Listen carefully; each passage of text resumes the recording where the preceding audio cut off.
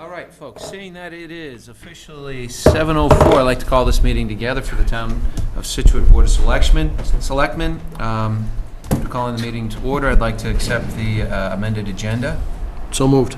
Moved by Mr. Harris, See if I can use that. seconded by Mr. Vignani. All in favor? Aye. Aye. Unanimous. Are there any walk-ins? Seeing a hand going up, Ms. Burbine, would you please come up to the table here for a moment?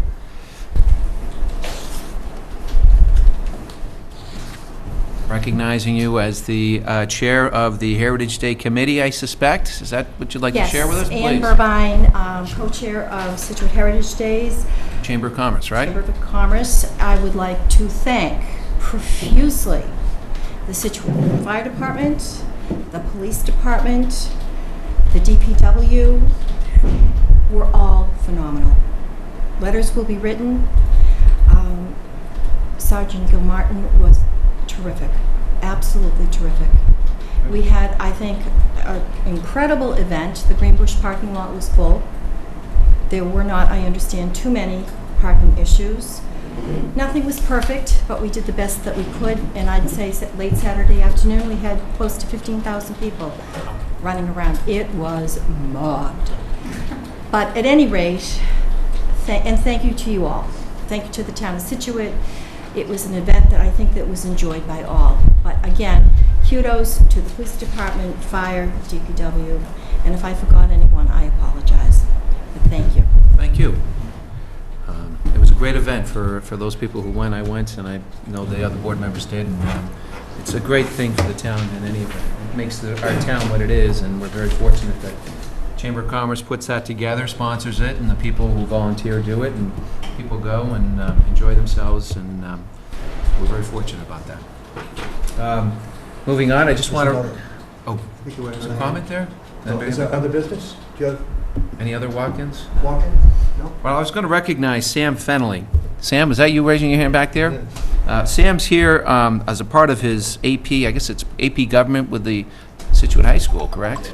And so one of the things you have to do is, what do you have to do? Why don't you stand up and tell us? How about that for government? Well, the requirement is you have to have 10 hours like observing or participating in something within government.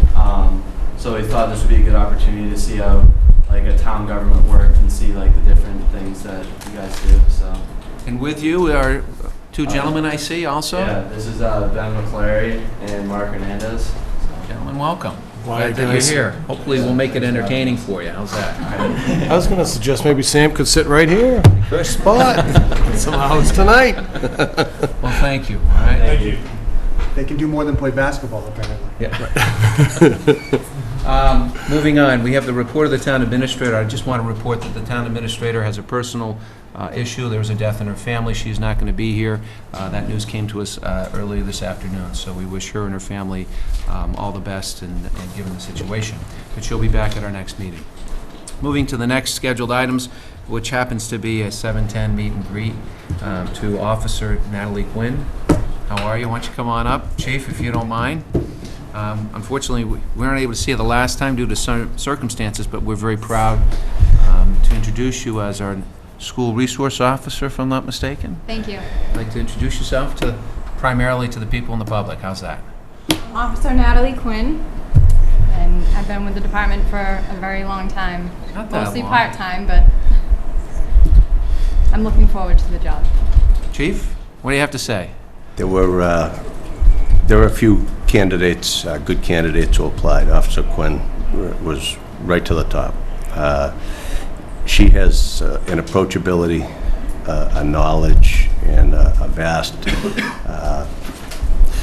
assortment of resources, which is what that job's about. This is just it's a different programming, is what we're looking at. And Officer Quinn has a vested interest in Scituate. She grew up in our schools, and now she's policing our streets. And we're bringing that same thought process into the classrooms, and I think she's going to do a great job. Based out of the high school? Be primarily based out of the high school. Officer Quinn will have an office over there. She'll work closely with the staff and the students, and make no mistake about it, it's a public safety venture on top of a resource venture. Board members? Welcome. Congratulations. Yeah, Thank well, you. I think it's going to be great. I think you really make an impact over there. So Thank you. I We're hope looking so. forward to it. I'm really excited about this. When we were interviewing the candidates, and Chief Stewart was one of the candidates, and everyone, the people on our panel, Tony, had said that other schools had them, and our principal was all in favor of it, so I'm really excited. I hope, she'll work closely with, the FACTS organization, and it's probably all about communication and that sort of stuff, and I just think it's really, really important. Can you contact, like Marshfield's had one for a while, so you Yes. must have like a network back and forth with those. There's a lot of networking involved in it. Huge. Learn from their mistakes and what's worked for them and things like that. I just think it's very valuable. I'm really I just excited finished a now. school, a basic SRO school, Really? with the new Marshfield SRO. So we're going to keep in contact as well. My first thought when you hear about them, oh, we don't need that, we don't need that. But, it's I think in listening to you and the other candidates, it's a real valuable tool. Something that the school administration has wanted for some time. All right. And, it was the right time for this change to a different program. And, things came together, and fortunately for us in the schools, that Officer Quinn was very interested in it. Couldn't have handpicked somebody any better.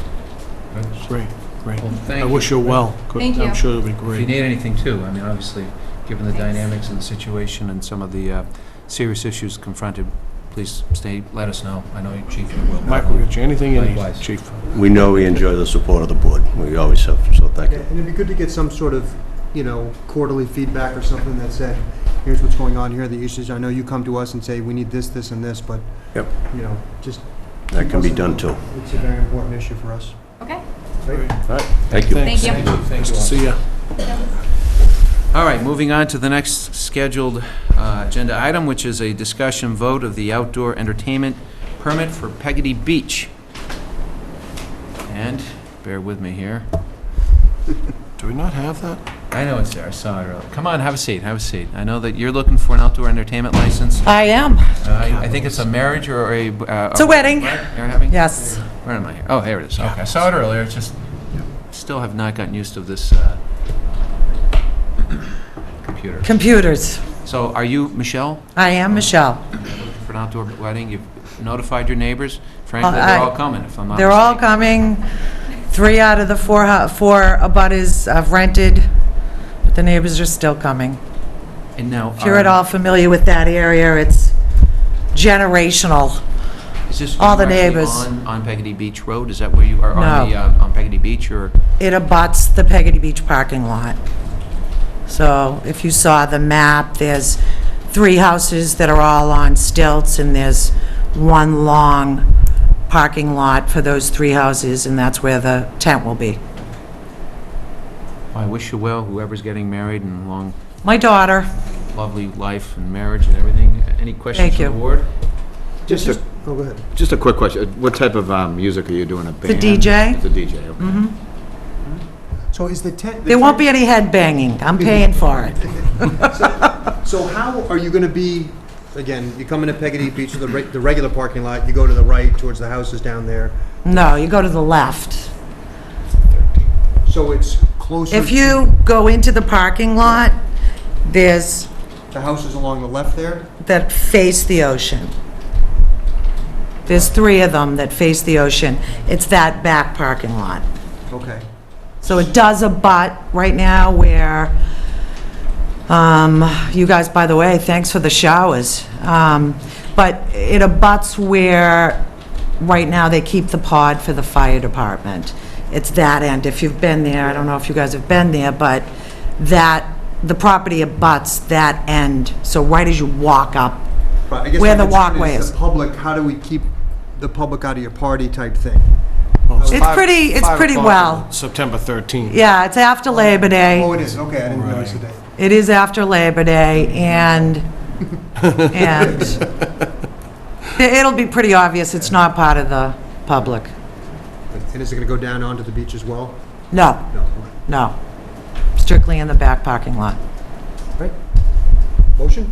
Please.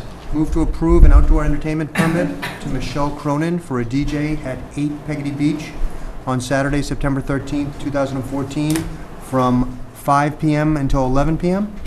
Motion by Mr. Vignani, Second. seconded by Mr. Harris. Discussion, seeing none, all in favor? Aye. Thank you. Unanimous. Congratulations. Thank you. Okay, we're going to move on to the next item, which is a public hearing for 7:25. Sheila, I can do it now, can I? Do I have to wait till 7:25 as a public hearing? Yeah. I think I do. So I'll tell you what, we're going to have to bypass that for a few minutes. Let's jump over to a discussion. Eastern Minerals. Might What's be that? quick. Eastern Minerals with Kevin, might be Yeah, quick. that'd be good. Kevin, how about that? Why don't we do Eastern Minerals? Good, that's at 7:50, discussion vote. Eastern Minerals contract. Kevin, we're talking salt, right? Very exciting subject, and I hate to even think about the winter, It's a but, book. It's called Salt. It's actually a really good book about history of salt and the importance it plays on all types of empires and countries, believe it or not, so. Right ahead. next time I go to Eastern Salt in Get your Chelsea, book. and they have the different 7 types of salt and can tell where they all come from, I'll bring you along, and we can see where they're mined from. Basically, what happened is, I've been reading a lot about salt prices starting to escalate because of demand coming in Atlanta, DC, and some other areas. I was talking to a couple other towns about it, and they're expecting the cost to shoot up. One of the things I did do was I called Eastern Salt, and they said we could probably look at an increase of $10 to $15 per ton this year. So I did a little research, and I found out our contract expired July 1st. So, and it could not be renewed. So I did find it on the state bid list, this contract here, which is good for 1 more month, and that's at $50.52.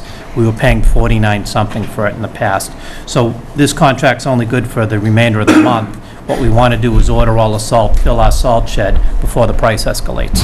So that's basically what this is. And according to what the backup has, it's a potential savings of $25,000. That's what we figure the savings will be. If the new contracts come out $10 to $15 higher, that's a $10 cost increase. So, and those bids haven't come out yet. That'll come out. We'll probably jump in with Plymouth County like we did past couple of years. We've been jumping in with Plymouth County. The biggest cost in the salt is the transportation coming from Chelsea, and we're kind of not at the end of the run, but we've got a further run for that. Sean? Kevin, the price of 50/52, is it the freight on us, or is that a delivered price? That's delivered. Okay. The only concern I had is this the gentleman from, is he from Eastern Salt? No. Is this the same contract we had last year? No, it's a different contract. This is No, I know, different contract, same supplier. same supplier. Didn't I call them up on your behalf last winter, and they wouldn't give you the time of day? They wouldn't give anybody the time of day. Right. They You couldn't. Are you comfortable doing that? Well, I'm comfortable now getting it filled up. It's kind All of. right, so we're gonna take it all now. We're going to take it all now, so our salt shed's going to be full. Last year, I think we used about 4,000 tons. We figure with the new salt shed, we can put about 2,500 tons in it, so it'll take care of a lot of our salt. For a year. Unfortunately, there's only really one supplier, or, there's a couple suppliers, but it's, you know how hard it is to get salt in the winter. Yeah, no, when I saw this, I just thought I remembered that, and I mean, they wouldn't even talk to you, or myself. They wouldn't talk to anybody because they had so many trucks going out, they couldn't do anything more. so That's the reason why we're being proactive and filling up our shed now, as opposed to, before the snow flies. And we're locked in at 50, so if all of a sudden the price was to drop, we're locked in, that's it. We're locked in for 1 month. Okay. This contract expires 1 month off the state bid list. This is what the state's paying for their salt delivered right now. It's either buy it for a month, if not, then the price changes. Whatever we can get in a month? Whatever we can get in this month. And from everybody I'm talking to, the price is going up probably about $10 a ton. So when you say up to 2,500 tons, Kevin, if you're gonna make the purchase in the next 30 days, what do you figure on purchasing? We're going to try to purchase 2,500 tons. What we'll tell them is we're looking for 2,500 tons of salt, and then they'll start running the trucks in. Once we fill up, we're good, and hopefully it gets us through most of the winter. Yeah, so you said we use 4,000 tons of it for winter, obviously depending on the Last year, weather. it was a bad winter. We had a lot of salting events. How much can we hold? 2,500. So we're empty right now? We might have 200 or 300 tons in there. Good, makes sense. So we'll get as much in as we can. If we could get it up to 3, we can, but it was designed for 25. So we'll fill as much in as we can. Motion? Motion, please. Move the Board of Selectmen approve the contract for the supply of road salt to Eastern Salt for $50.52 per ton, up to 2,500 tons. Second? Motion by Mr. Vignani, seconded by Mr. O'Toole. Discussion? Seeing none, all in favor? Aye. Aye. Unanimous. Thank you very much. See you, Kevin. All right, I guess we can move on. I just see if there's something else that we can quickly do. Yeah, why don't we do that? Kathy? Want to do the polling hours? Yes. You mind coming up? All right, so this is under agenda item, new business, number 2, discussion vote the state primary polling hours for September 9th, 2014 at the Scituate High School gym. Kathy, go right ahead, it's all yours. Generally, actually, it's part of Mass General Election Law. Polling hours for state elections are regulated by the State Elections Division at the Secretary of State's office, and they are 7 a.m. to 8 p.m. And so it's a formality that the Board of Selectmen approve those hours. And also, I believe Sheila has the warrant to be signed for that election at some point tonight, if you don't mind, and then I can get that going. So this is, So this is for the governor's race, Democrat, Republican ballots. They're already here. Once I get the polling hours set and the warrant signed, I'll be posting on the websites that absentee ballots are available in the clerk's office to be mailed, or you can vote in person. so any other elections on that? When's the state rep? Goes in November? These are the candidates that are going. The winners will go to the state ballot November 4th. So I This haven't, is both congressional, U.S. congressional. Senator, This is everything. This is Senator, gubernatorial, state rep, Congress, yep, Yep, for each party. probate, registrar, And then the next one would go to November. November, November 4th. Kathy, you think we should stay with 7 to 8, or we have no choice? It has You to have be no that way? choice, yeah, you technically have, that's why when I got this job, I didn't understand why I had to go have them set, but it's a formality, That's right. yes. Trust me, I would love to make them a little Shorten 'em up. shorter, just a little. Well, in that case, I'll take a motion. Anyone got it on the computer? No. Yep. Move to approve polling hours to be set from 7 a.m. to 8 o'clock p.m. for the state primary to be held on September 9th, 2014 at the Scituate High School Gymnasium. Motion by Mr. O'Toole, Second? seconded by Mr. Vignani. Discussion? Seeing none, all in favor? Aye.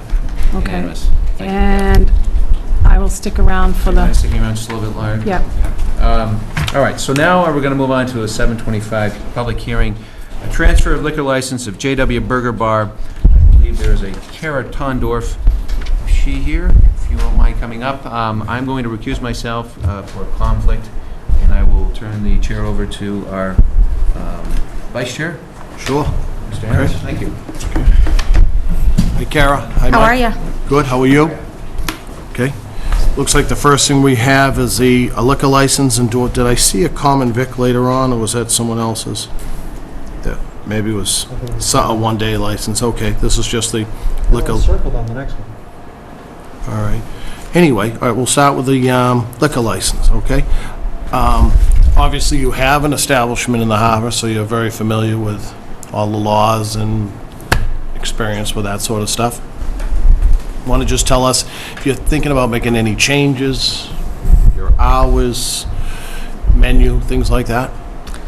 I think as of now, everything's going to stay the way it is. I'm not saying that that's going to never change. I think we're going to pretty much stay within the same parameters of what's going on. We're not going to suddenly open, Mexican place or anything like that. We may consider after a few months opening Monday, Tuesday, but that's nothing we just want to take over and then see what happens, keep things the same for a while. Okay. Comments from the board? Question. Sure. Typically, we get, and I know, obviously, we know the parties involved, but typically we get all the backup that shows that there's actually been a sale. We're transferring the license. Did you say there was a folder or something? Yeah, it's a pretty extensive folder. The ABCC wants to see all the documents. We have the Right. promissory note, everything is in there. While he's looking, oh, Tony, you want to look at that for a second, or you want? 1 second. All right. Marty, do you have any questions or comments? No, not at the moment. I'd like to just say, you know, we're familiar with the people selling. Jimmy and Joni, you've done a wonderful job. Thank you very much for, you know, providing that end of the town with a very valuable and respectable restaurant. Thank you very much. I just thought of one before I forget. Go ahead. You had a little, at one time, you had a little outdoor patio. Do you still use that? You still intend on using that in the nicer weather? Right, okay. So the seating's gonna, it's one of the things in there, the amount of seats and the, you know, that sort of stuff. I don't think you can do a whole lot with such a small footprint. So, Marty? Yeah, just, what's the date we're looking at then? We're aiming for September 1st. I mean, once it leaves here, it all depends on the state. ABCC. Of course. Right. Okay.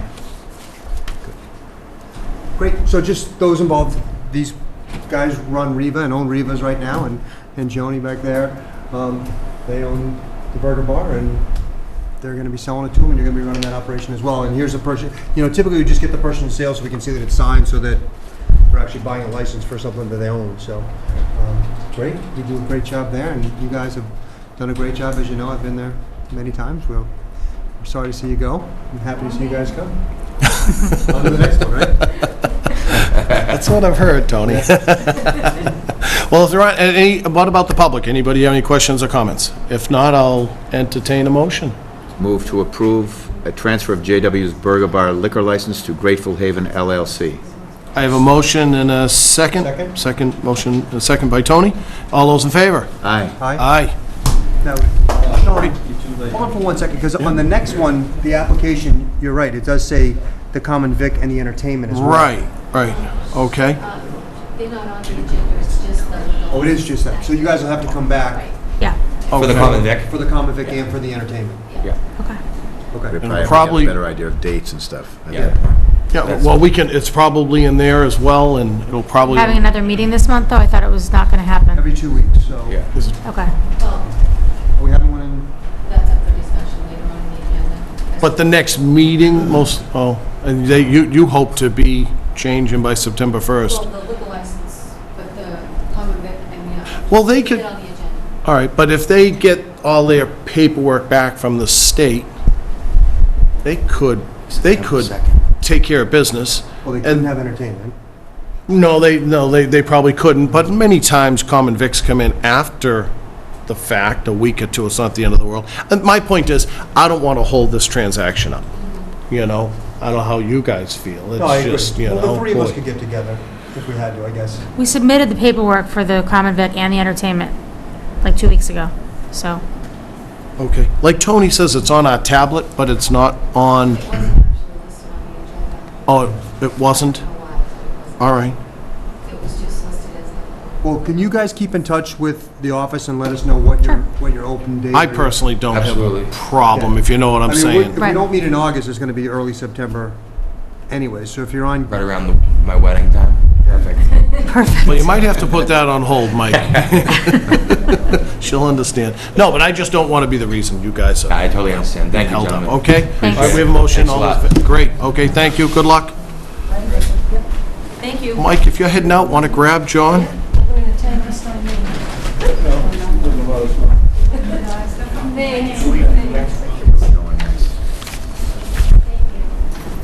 Next, we're going to be interviewing some members for some boards and committees. That's it.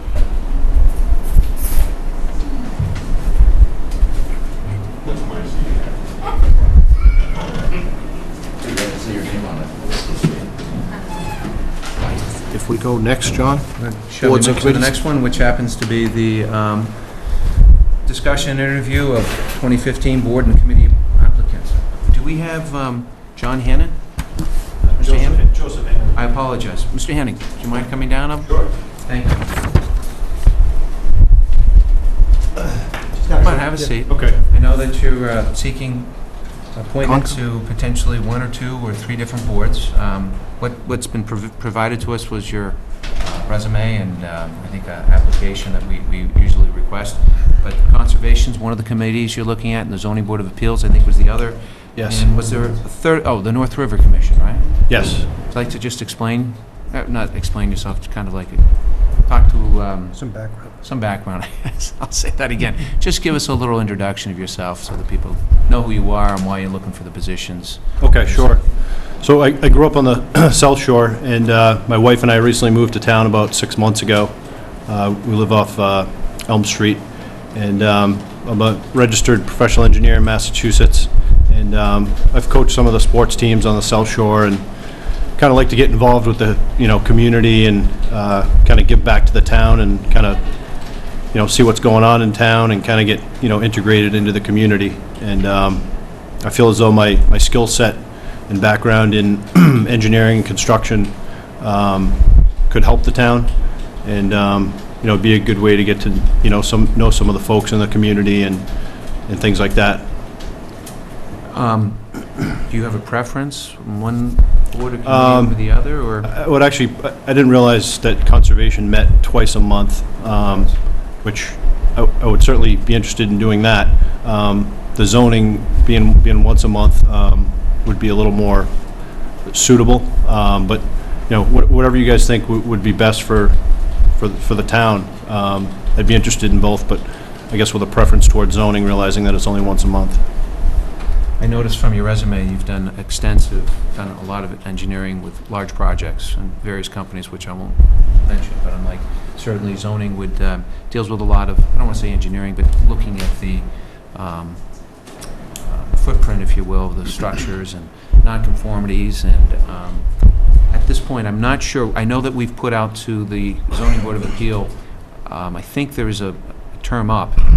We have not heard back from the chair yet. We anticipate that. So I know that right now we can't necessarily nominate anybody to it, but we anticipate we'll have that back at our next meeting.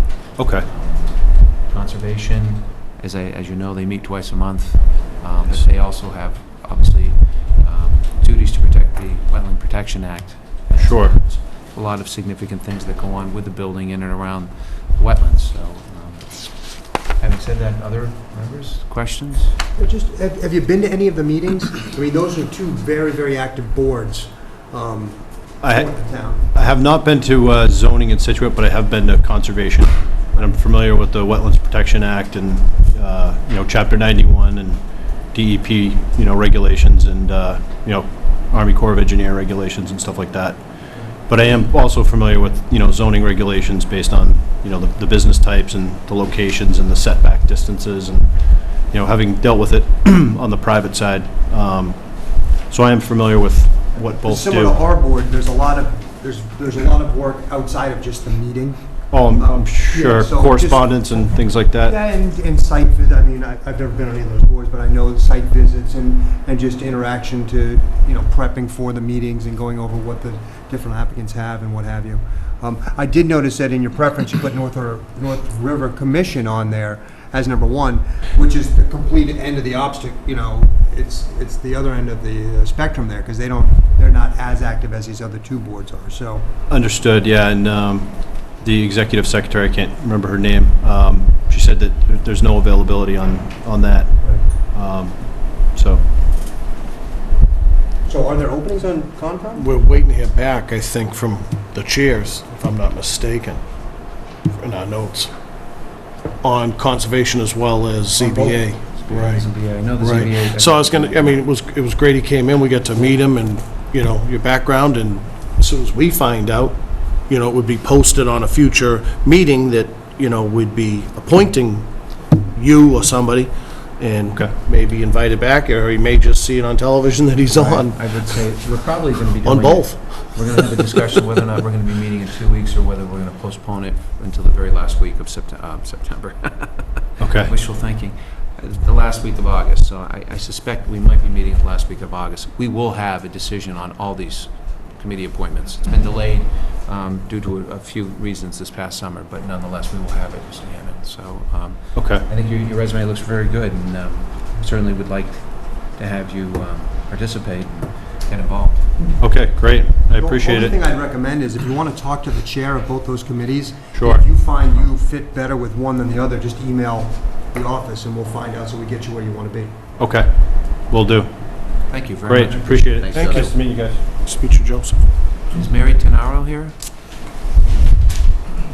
Did I say your last name right? You did. Thank you. Ms. Tenaro, welcome. You're looking to get on the Beautification Commission. Yes. You've got my vote.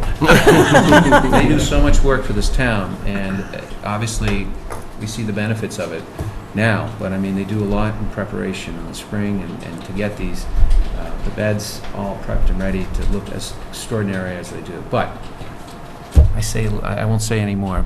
Could you introduce yourself and why you want to be on the Beautification Commission? Well, I've been a volunteer for about 8 years, and I do 3 gardens for them. And Which ones? the library and the lighthouse, and I'm a gardener, and Donna likes me, and she said, you need to get more involved, and there was an opening. She asked if I was interested, and I said yes, because I really love it. I do, so. I have no further questions. Gentlemen? If Donna likes her, then I like her. No, it's like, you know, John said it, Joe used to say it at every chance he had. I mean, you know, we thank you, you've been doing it, and I don't, if it wasn't for you people, they wouldn't look very nice at all, so. Well, it's thank amazing you how for- many people do comment, especially when I'm working at the library. They stop, and it's so rewarding. Makes you feel good. It does. Several things that make the town look really sharp and really impressive. You know, if that didn't happen, and, you know, the American Legion didn't put flags out, and Yeah. this wasn't done, this, you begin to realize it begins to turn into a blah town. Yeah. But those are the things that make a difference, and believe me, it's recognized, so. Thank you. Al, do you know the stats? How many are there that we actually do? I mean, I saw you and your wife doing the one on Country Way the other day. Hi, now. There's 35 islands.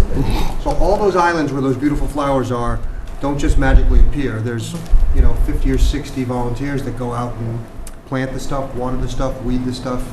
And they have a limited budget, too. Well, we'll be able to vote, I think, on your position tonight. A Great. little later on, right?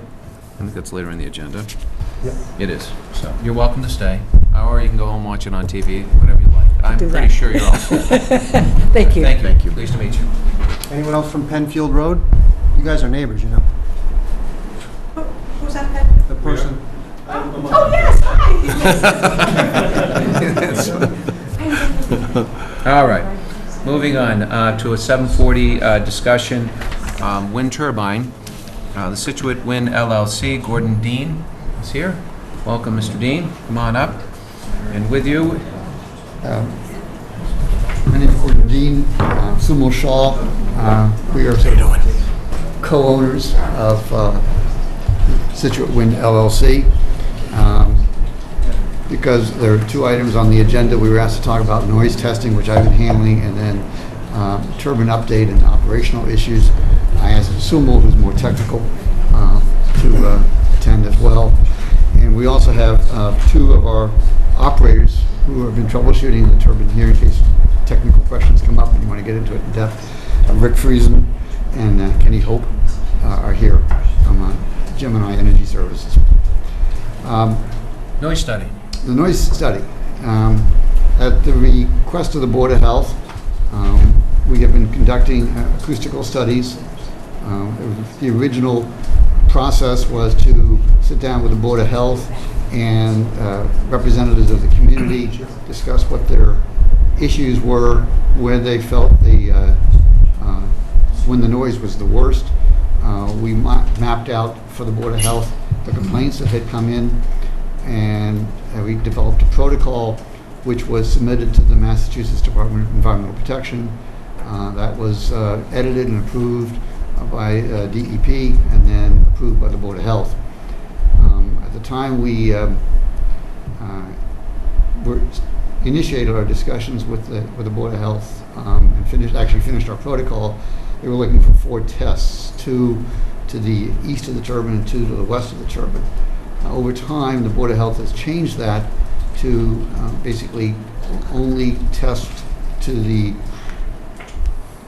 east, primarily the east of the turbine with a southwest wind.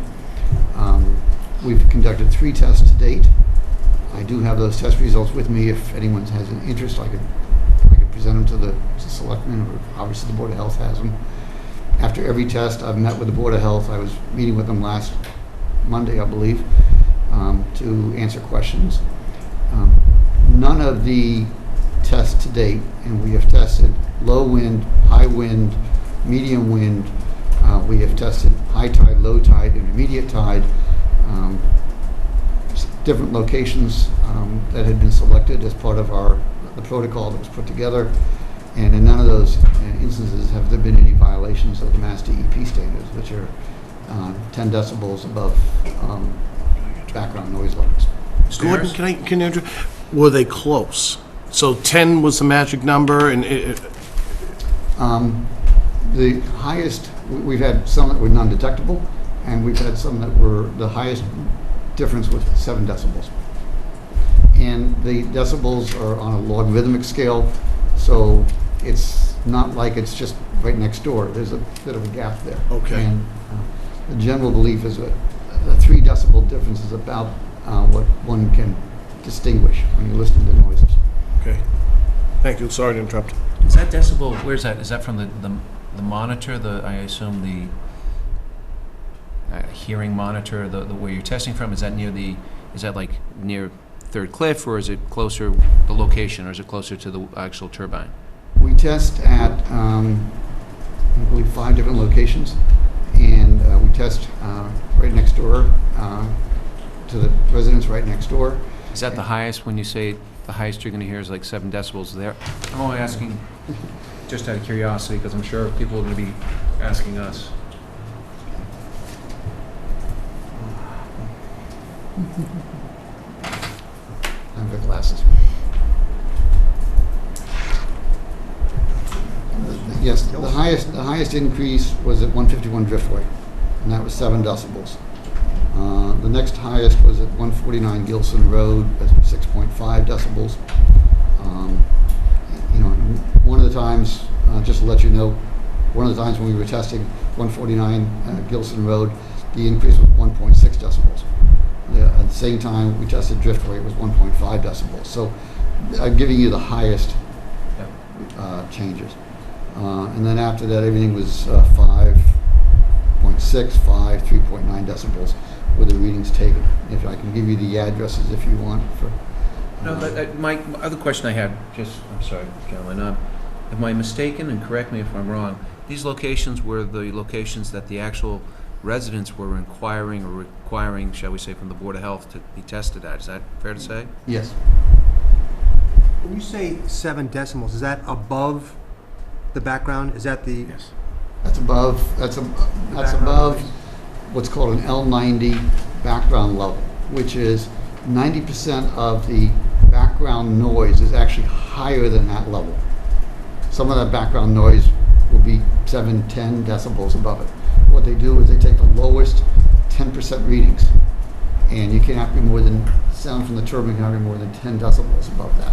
And have we ever hit the wind speeds that I read it and it seemed like we came close a couple of times, but are we having a problem finding days to test when the wind speed is at a level that we want it to be? The 3 tests to date have covered the full range of wind speeds. We've been at low outputs of the turbine is rated at 1500 kW. We've had low outputs where we averaged 300 kW. We had one where we averaged 1490 kW and another test where we averaged at 560 kW. So we've been through the range. At the last Board of Health meeting last Monday, they did, while they felt that we covered all of the conditions, they did ask us to do one more test to try to find the wind in a mid-range condition in the 500 to 800 kilowatt production range with the wind from the southwest. And we will, once the turbine is fixed and operating again, we'll be watching the weather report to try to do that. So how many tests have you actually done so far? 3?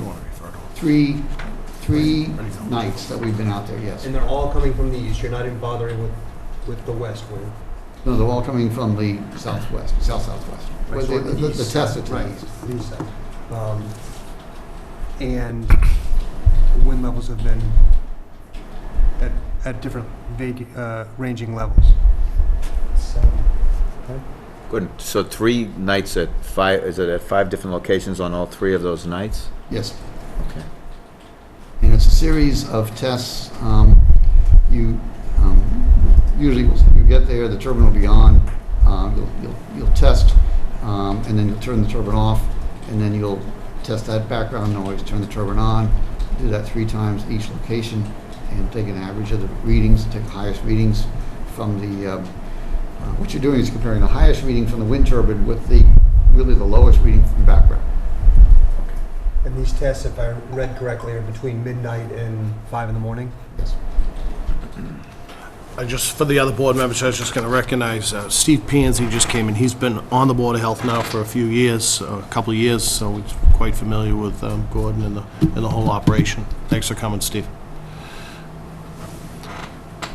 Other questions? I think I understand. Yeah, I guess where do we go from here now? So you're going to do one more test? We'll do one more test, present that. What we've been presenting is just the data that's been coming from the engineers. Once the board has said, wrap it up, and we'll put it in a nice report, describe the protocol, describe what was going on every night. So there'll be a lot of text to go along with it. But right now, we've just been presenting the data. And we presented, as I said, after every test, I met with the Board of Health. I presented both the raw data that we got from the engineers, and then I've summarized it to make it easy for the board to follow. Thank you. When estimated time when we might get that? I know it's dependent on the weather, I assume. That's been the hard part. Finding the specific conditions that the community groups asked us to test has been difficult. You can't have rain. You got to have the wind from the south-southwest. It's got to be a certain range. We've been over all the ranges. Well, there comes a certain time of the year, Gordon, that we don't get winds from the south and southwest, so am I correct, in the fall and winter, it's north and northeast, isn't it, most of the time? So it might take a little time for those conditions to... What is the response, what's the question that you're getting from the opposition that's saying, no, it's this, and what's our response to them? I'm not sure what you are saying no. I mean, where's the difference in opinion in terms of whether it's too loud or not? Because when we look at your data, it's clearly under the DEP regulations. We never said when we permitted the wind turbine with the town, and it is a joint venture almost with the town partnership because the permit was issued jointly to us and to the town. We never said there would not be noise. It can be audible, and if you've been out there, it's audible. The question is whether it's exceeding any standards, which is the purpose of the test. So people can hear it, and people may be irritated by it, and they may complain about it. Or they'll say, well, if you'd been out last night, it was noisy, but I can't do retroactive testing. So we have to do the forecast. We have to go out and do it when we think it's going to be the conditions that they asked us. Is there a testing device that you could leave there for a month and just have it test? No, because you wouldn't be able to know whether the sound was from a car going by or crickets or any other noise in the neighborhood. As I said, one of the tests at Moreland Road, we couldn't hear the turbine from the background noise. The meter could not determine that it was any higher.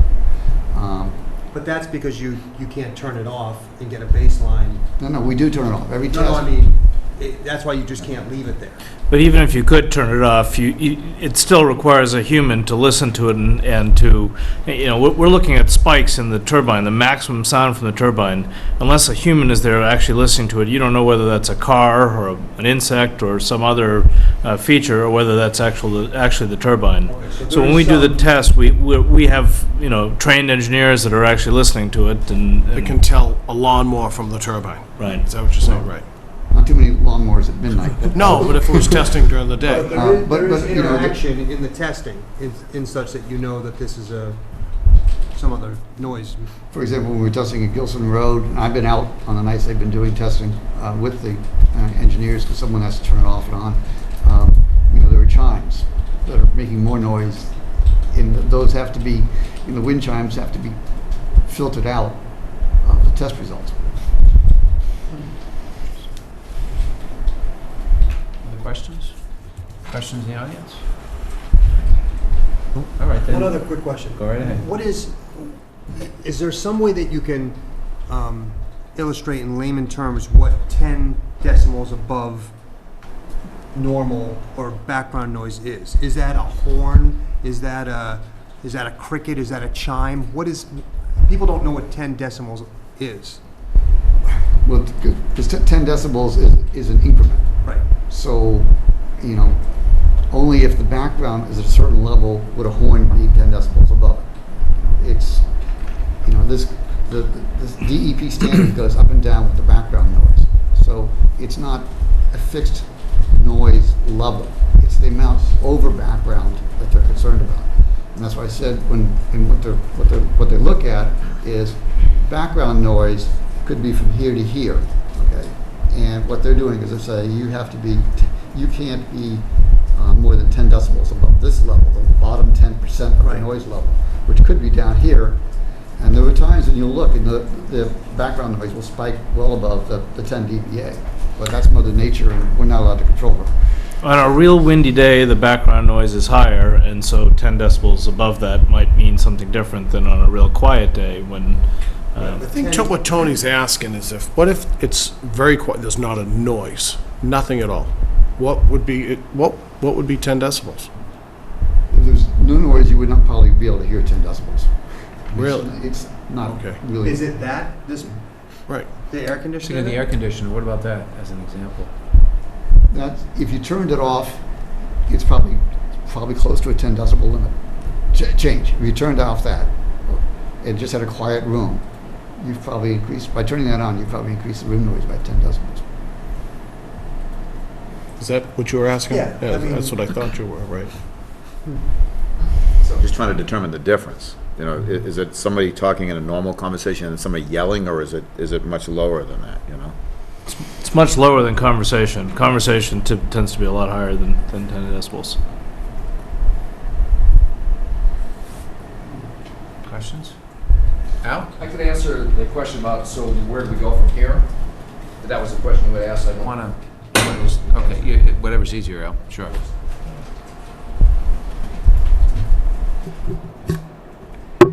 I was on the state's DEP investigation called WindTag, which is to determine what regulations shall we use in the future. But we go back now to this particular turbine in our setting. In 2009, the town has a permitted level of noise that's based upon the state's permitted level of noise. And this relates to an industrial plant being built in a neighborhood. It relates to it related to the railroad being built in the town. It relates to if you have a farming operation next to a residential area. So this is an established 10 decibels above ambient or background noise. And on that basis, the town and Scituate Wind together applied for a permit from the planning board to erect this turbine. And the planning board granted that, provided that the turbine stayed within the level that was permitted. So it's a permitted operation as long as it stays within that level. So the purpose of the testing and required in the planning board's granting of this permit was that if there are issues, then at the cost of Scituate Wind, they would do testing as specified by the Board of Health. Then we went through the process. The Board of Health met with neighbors. Collectively, they specified what was required in terms of testing parameters. That was sent to the state. The state blessed it and said, yes, that's a good protocol for doing the testing. The testing was done, and now the results come back and show that it's well within the permitted level. So it'd be the same thing if you built a business next to a residential area. You're permitted to go do it as long as you're within the permit, then you're legally operating, and you're operating appropriately.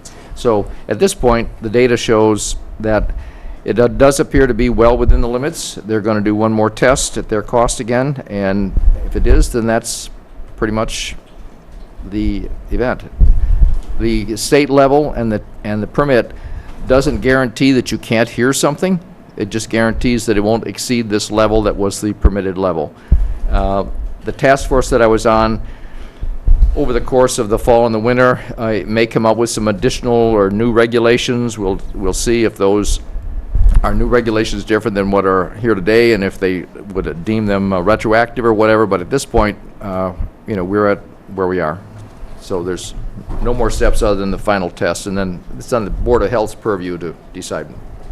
Sorry for talking so much, but, so, how often, I think it'd be interesting to the public to know, how often was the noise, the regular noise, just above what the wind turbine, you know how you said that you couldn't even hear it because there was traffic or there was something else going on. Is there any sort of percentages that we can give the people that says 50% of the time it was undetectable because of other noise, of chimes or these other types of, not that chimes carry the distance that does, but... Or a neighbor's air conditioning unit. Right, or dog, whatever it happens to be. I mean, obviously this is kind of this is a very sensitive issue in town, and we just want to get all the information out as much as possible so people understand. We don't have continuous recordings, obviously, and as Sumul said, we wouldn't be able to tell what was making the noise. During the tests, the engineer is marking off what noise he thinks is turbine noise and what noise he thinks is background noise, and that'll be in the final report. They'll have big charts and things like that. We also look at other parameters from that. It'll be in that report, like what was the maximum background noise at that point in time, and what was the maximum turbine noise. Again, what we're comparing is maximum turbine noise to lowest background noise. We're not comparing. Right, and that's where my interest is. What's the maximum background noise, and did it exceed the highest turbine noise at times? We'll have that in the report. I was going to say, you should be able to extrapolate that, I would think, to give us a percentage, an idea. The meter readings that they have will give you that. And one last question. Hypothetically, let's say it was exceeding it. Let's say it was at 12 instead of 7 as the peak. What would you do?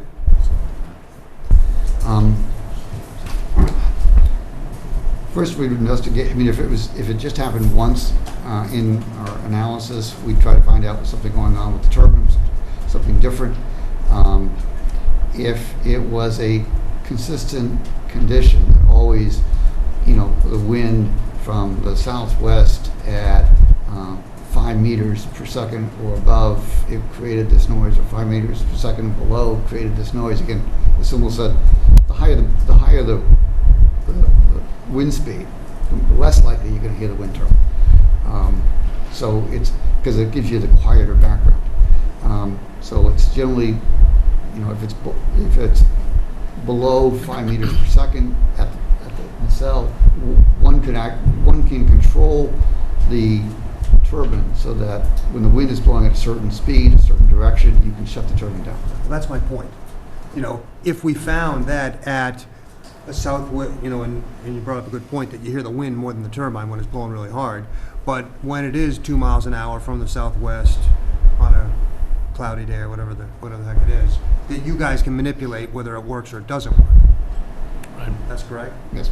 So what you would do is identify those times and turn it off or make it slower or do something to it? Yes. We may try feathering the blades so it's producing a little less power, wind's not hitting it quite as hard. We'll try different things, but the wind turbine generates an awful lot of information that we can access. Well, I guess my point is the people that are upset about it are upset about it during the sleeping hours, predominantly. I think that's the biggest complaints we hear. So there is a little bit of flexibility if we found that it was a troublesome time to maybe make some adjustments so the noise level would go down. Yes, it's technically possible. Good. Are other questions? All right, Mr. Shaw, what's going on? It doesn't seem to be going around. We, in June, had a failure of all three fuses, the line side fuses, kind of the main fuses that protected from the grid. That in turn resulted in a failure of what's called a power converter. It's basically the piece of equipment that allows the turbine to synchronize with the grid. It was, there was obviously some visible damage to the converter and some components that had failed. So it's a big piece of equipment, maybe about the size of the server in the back there. We immediately went to change that out. We actually have a number of them as spares that came with the turbine. So we immediately went to change that out. That took a few days to get that changed out.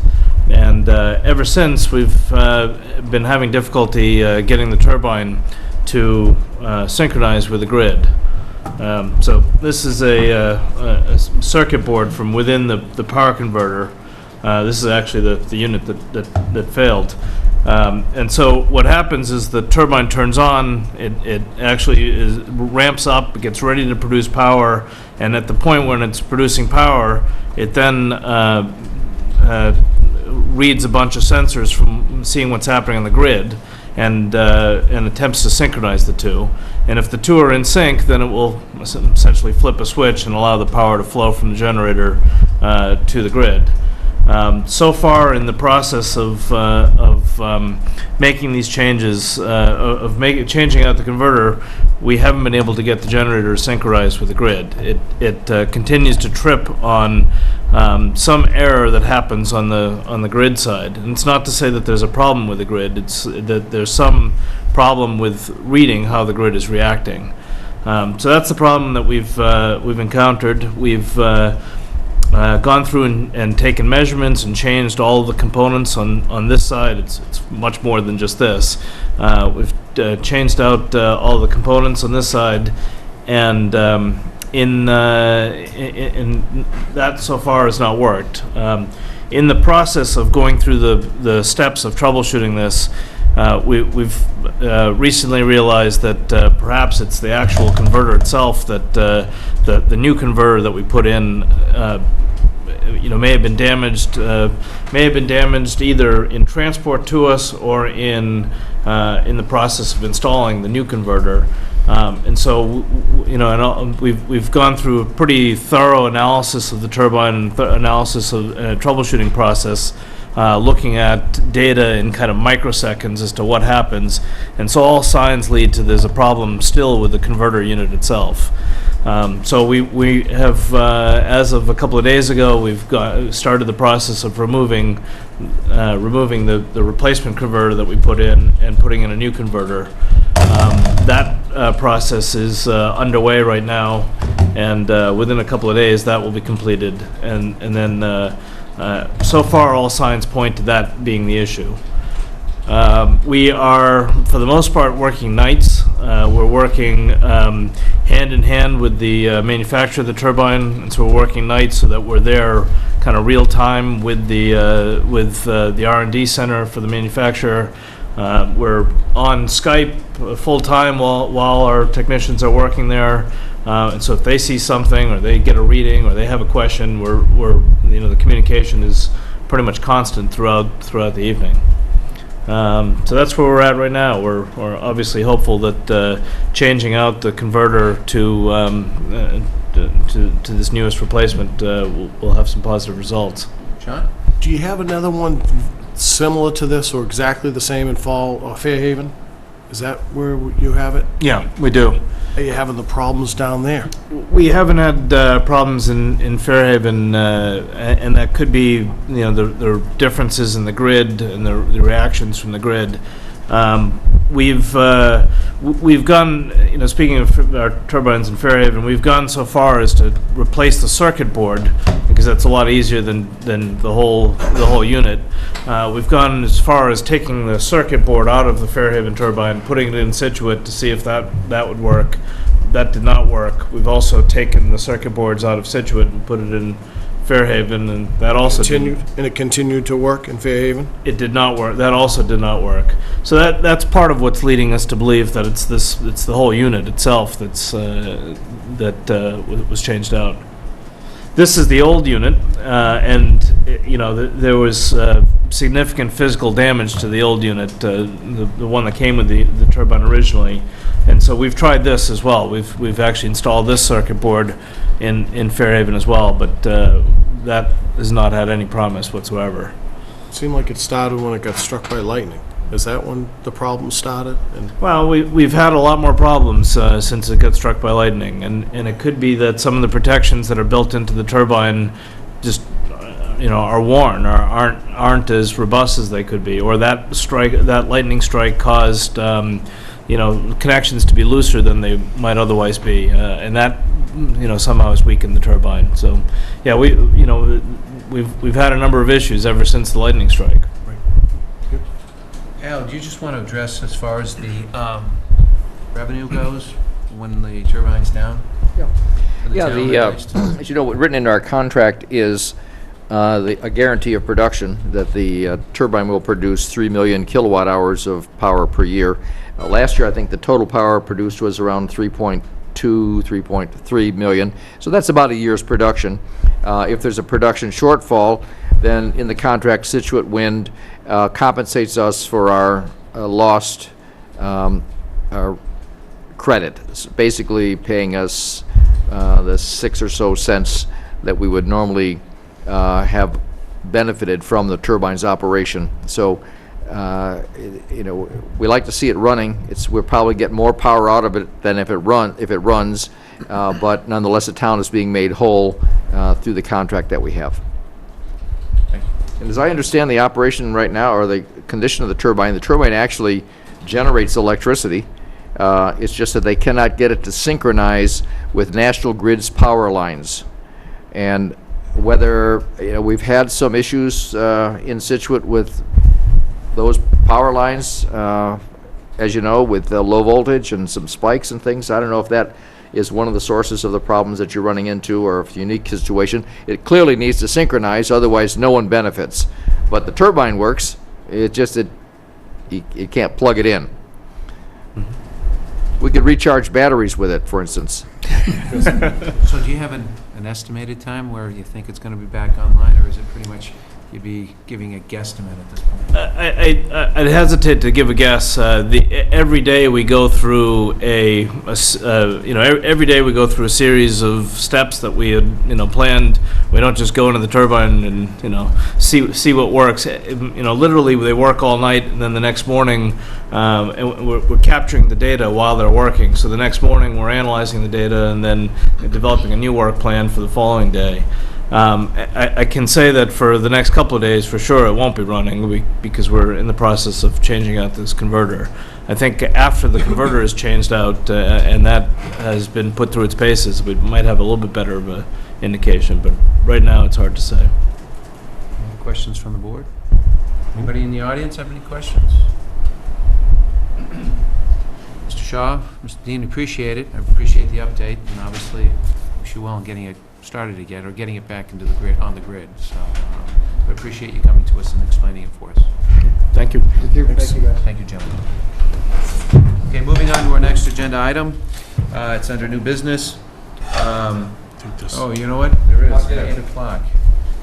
Discussion, vote on architectural contract with library. I'm sorry, we're a little over, but that's on our agenda here. Mr. Sullivan, how are you? I forgot your first name. What's your first name? Joe Sullivan. Joe Sullivan. You're here to discuss the contract for the architectural services for the Scituate Public Library. And what would you like to share with us at this point? Where does it stand? Well, I'm Joe Sullivan. I work for Daedalus Projects Incorporated. We're the owner's project manager for the town of Scituate for the new public library. We've been on board for about around 12 weeks right now, and we've gone through a lot of meetings, and we've actually began meeting with the library just to go over the program needs for the library. We've met with the MBLC grant people just to make sure that we're in line with what their schedule was for the design and construction of the library. One of the steps of going through this process is just, Johnson Roberts did a great job with the conceptual design. We met with the committee and, there's an opportunity to go out there and solicit proposals from other architects just to get other designs and think out of the box type of situation. And the board elected to go out and solicit proposals from other architects. We received 7 or 8, I want to say, right around there. They shortlisted 3. We had 3 40-minute interviews with each of them.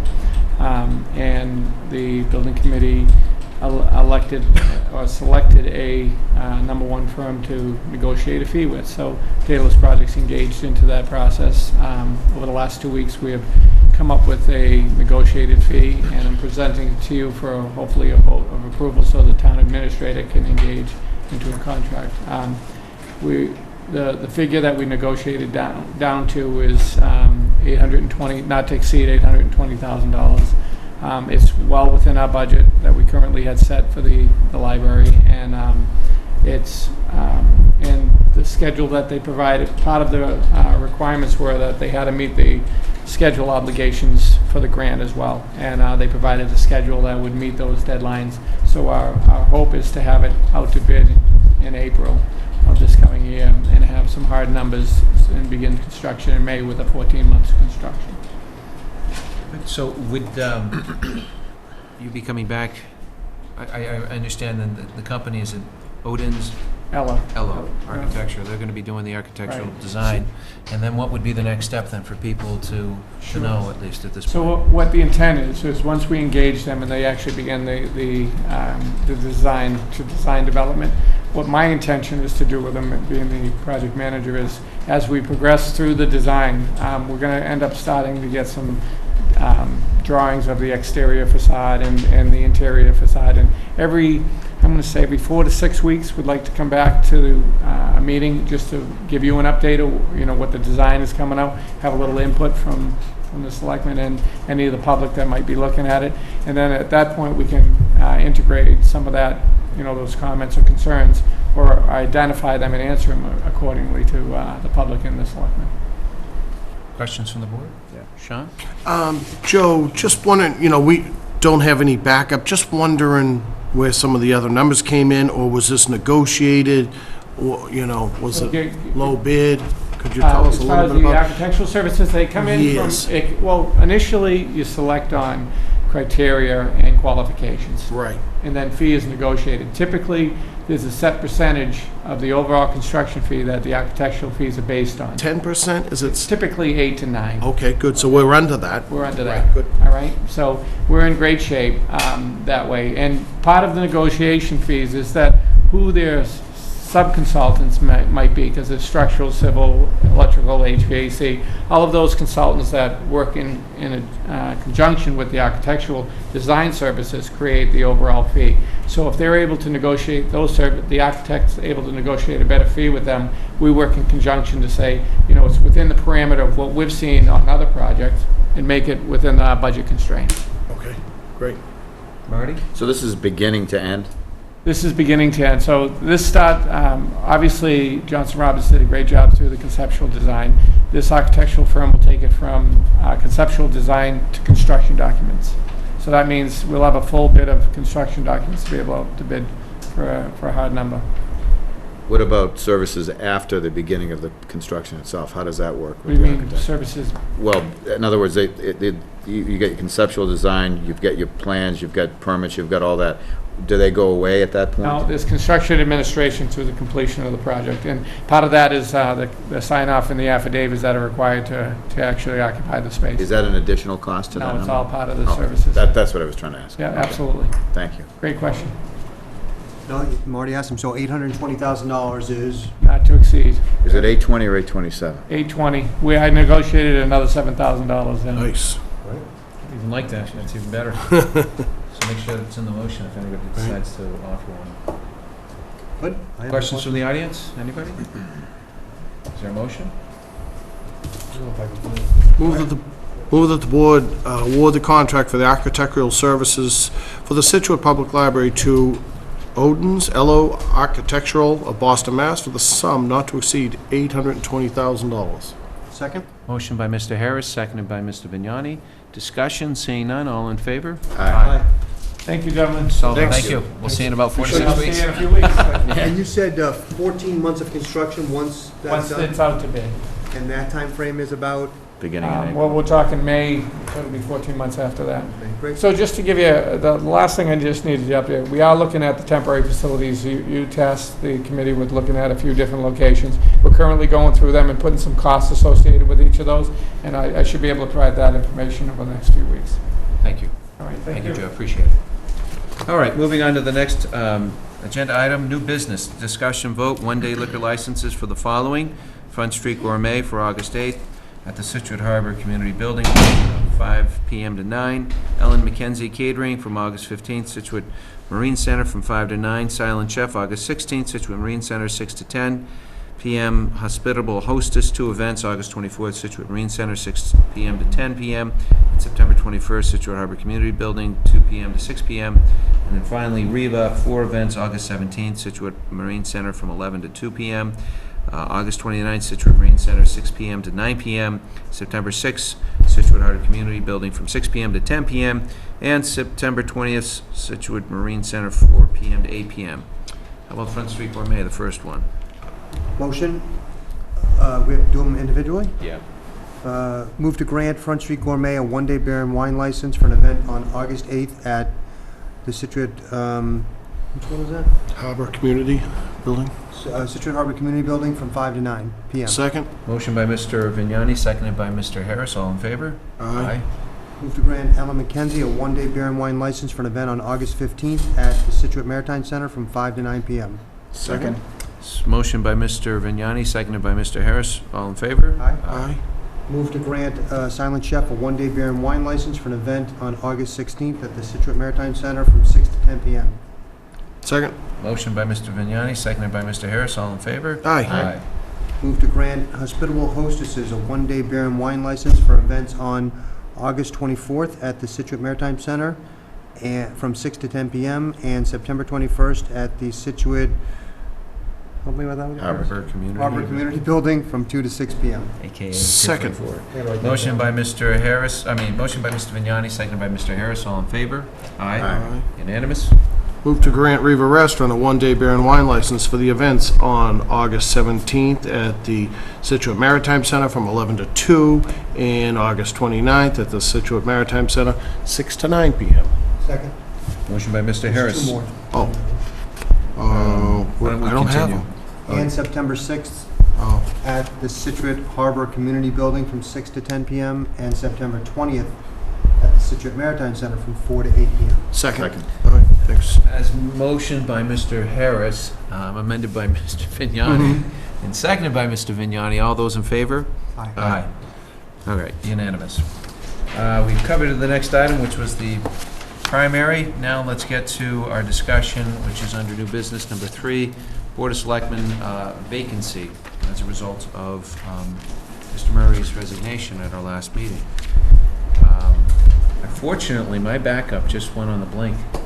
Here you go. I have no batteries, so all I know is we have an opportunity here to have a discussion on what to do with respect to the vacant position. The options are that we have a special election that we designate at a certain point in time, that we double up with the states, both the gubernatorial, congressional, state, the state elections on November 4th.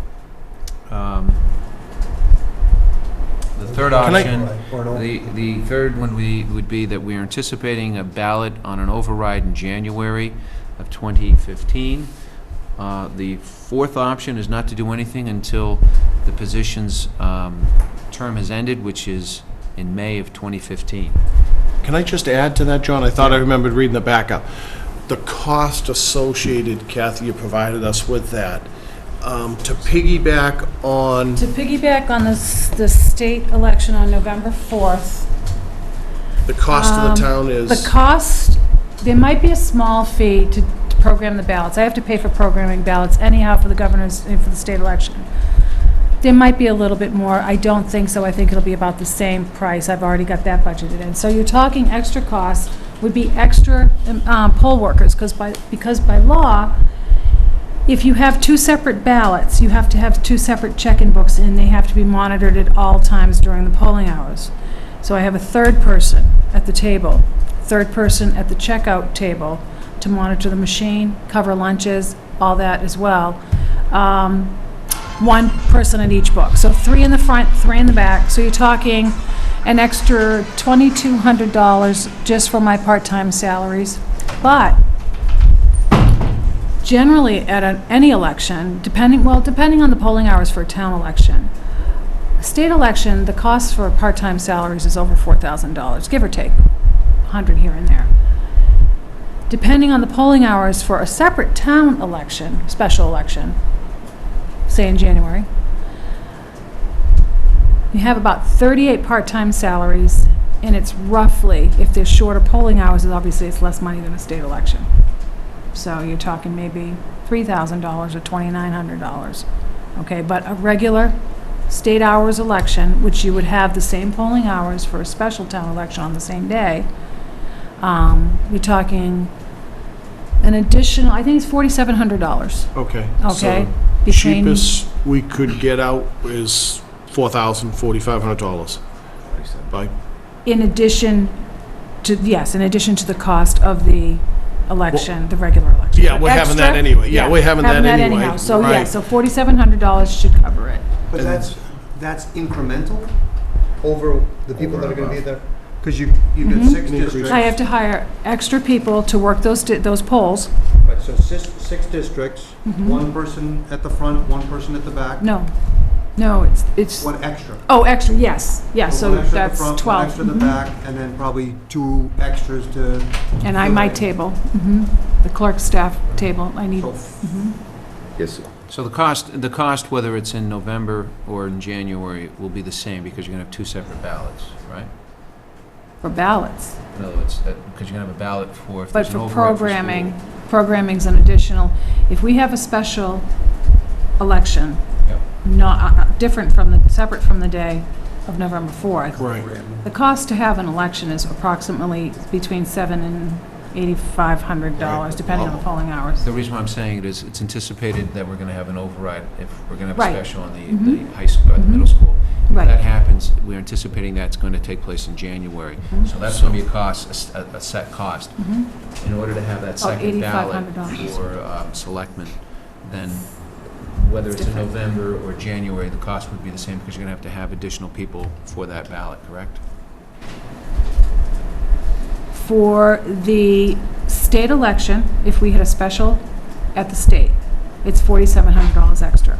If you had the selectmen's race go on the January ballot with a 2.5 override, Yeah. it would be about $8,700. And you're going to pay that anyhow, whether you have a selectmen's race and an override. Well, the It's override's going to happen anyway, so we want incremental. In other words, the Well, override. there's gonna be wait a second, guys. What if it didn't pass? Then we're not having a special election. It did pass. What? No, no. Middle school. Yeah, Middle school doesn't, if the right. ballot. I know, and it probably will, but what if? And I think that's why there's that 60-day time period. There's 64 days. If, Right. it's different for a referendum question. The deadline for you to get to me in writing your decision and vote at your selectmen's meeting, okay, to put the selectmen's race on the November ballot It's tomorrow. is August 29th. Oh, I thought it was the 6th. Okay, so it's not. Now, I counted back, I double-checked this with the elections, they'll do it for me, for the legal. I had September 1st, and they corrected me because it's a holiday. Okay. So August 29th is the deadline for the written notice of the vote of the Board of Selectmen to the town clerk to hold a special town election to fill the vacancy for the selectman's seat. This comes, actually, it's 15 days before the deadline of nomination papers. Nomination papers are 49 days before an election. So you can come into my office the 49th date before November 4th. That's the last day to come in and pick up papers and have them back in my office by 5 p.m.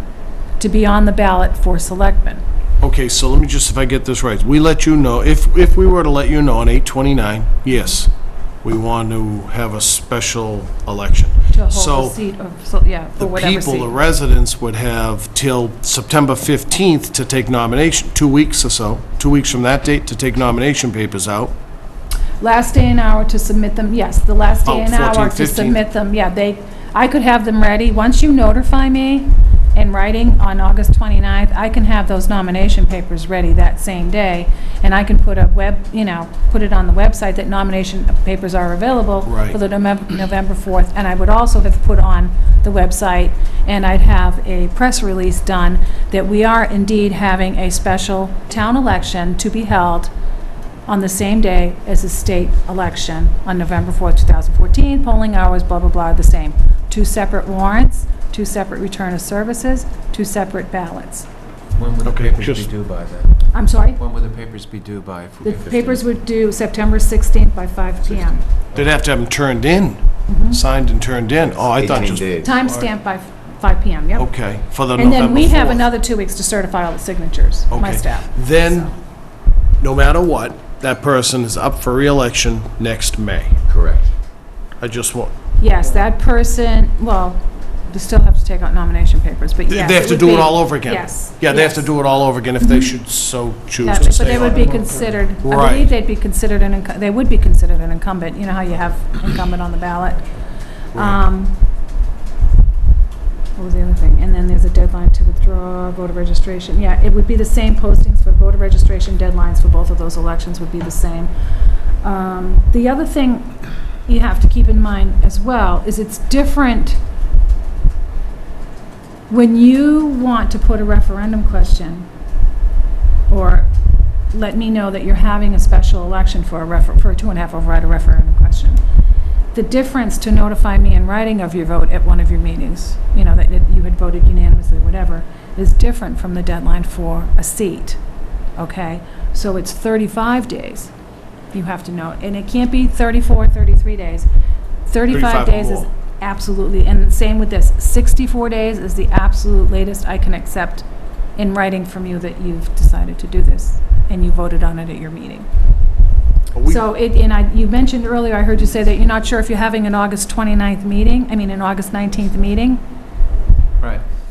That's another discussion. That's kind of tight. That's 10 days. If you're not having if you are having a meeting on the 19th, and this is on the agenda, you've discussed it and decided to do it, you have 10 days to have Lorraine, and she's awesome. She's incredible. So she could just notify me in writing that, yes, you actually So voted. if we don't meet before 8/29, we have to decide tonight, and it's not on our agenda to vote this tonight, just for a No, discussion. you could, if you don't, are you having another meeting in 2 weeks on the 19th? That's what, I'm not sure That was about kind of, because you would have time to do it then if you had the meeting. Yeah, we're gonna meet before the 29th, that's for sure. Today's only the 5th.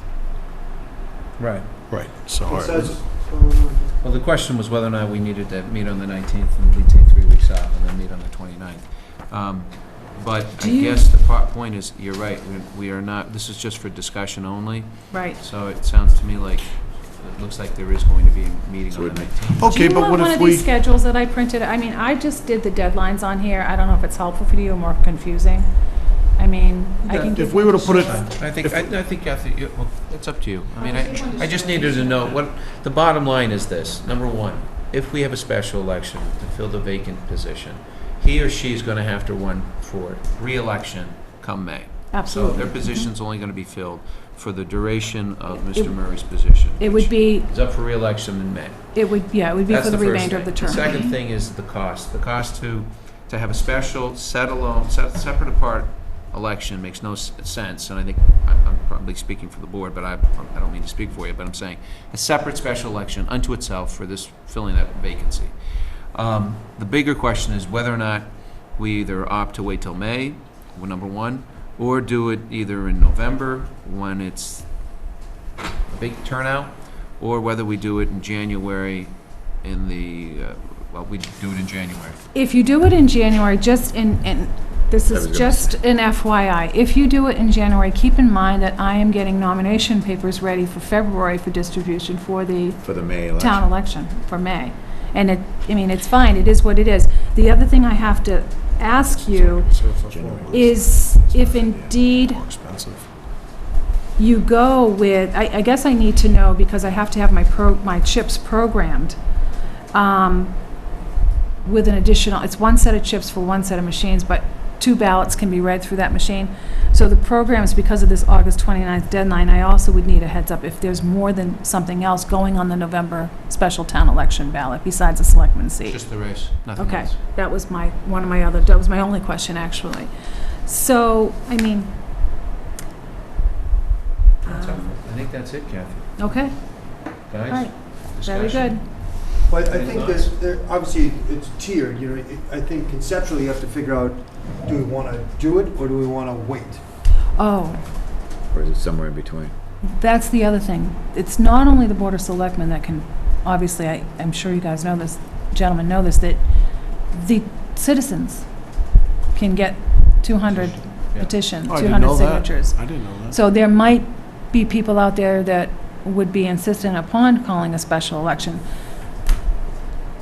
And so here we go, because if they call a special election, Then they said- not on November 4th, Well, let's- There's not, yeah, let's see right. if you we know, get to but that. that's just, Right. keep that in the back of your mind, so. Oh, there's potential that in the event that a citizen says they're going to petition for 200 signatures, then as a matter, once they submit it, then the clock starts to run. A special election does have to be set, regardless of the timing. It's based on their submittal, which means that if that were to be the case, then we would be spending $9,000 for an election, separate and apart from what we're discussing. And then That's another still one 64. possibly in January. Is that still the 64-day rule with the special? Yes.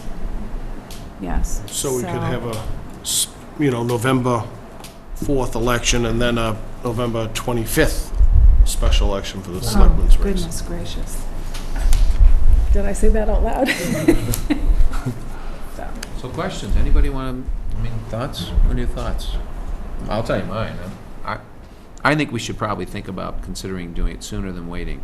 You got 10 months right now, as of from now Budgets. until the May 5th. We could wait. We're going to run it as 4. That doesn't trouble me. It's just that we've got 2 major elections coming up. There'll be probably a lot of turnout. Certainly in November, probably larger than, or as large as January. I just think the person, whoever succeeds, has to be aware that they're going to be running for re-election in May. Providing it's not a huge cost, I have no problems with doing it. But that's the way I look at it. I'm just going to throw this out there. So my feeling is, you're saying 10 months from now, but by the time the whole thing gets rolling, you're looking at November, and that same person in a couple of months from then is going to be pulling papers again. Now, granted, it is a large gap,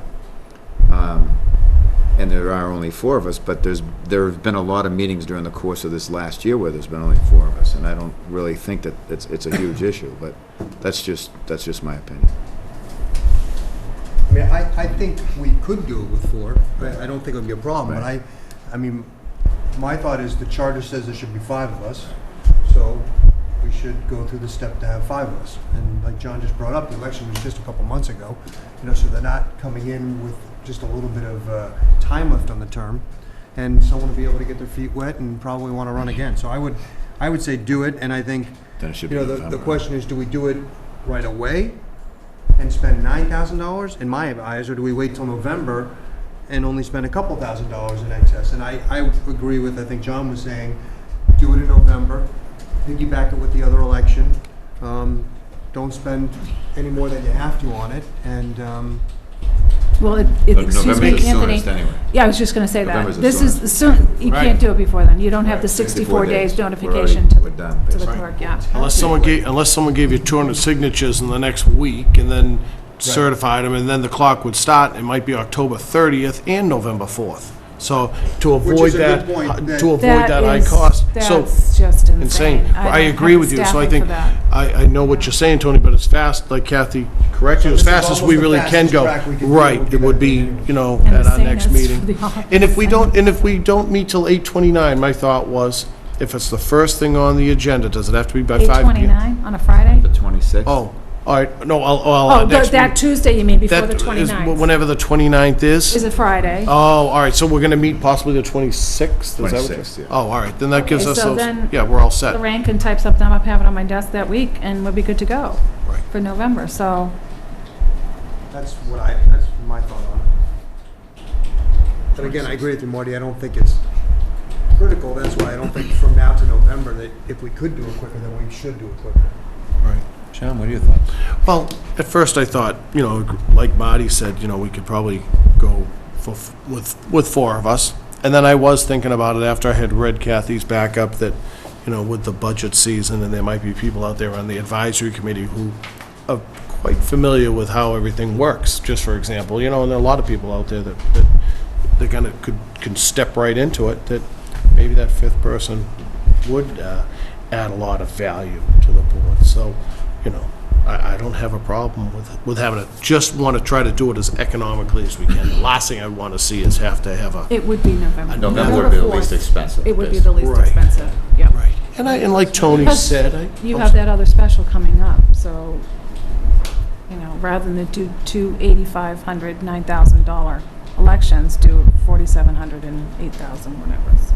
That's just me, so. So, in December to May, they're going to have 7 months under their belt, so, that's, maybe not ideal for someone, maybe not real attractive, 2 years would be better, but, 7 months is still 7 months.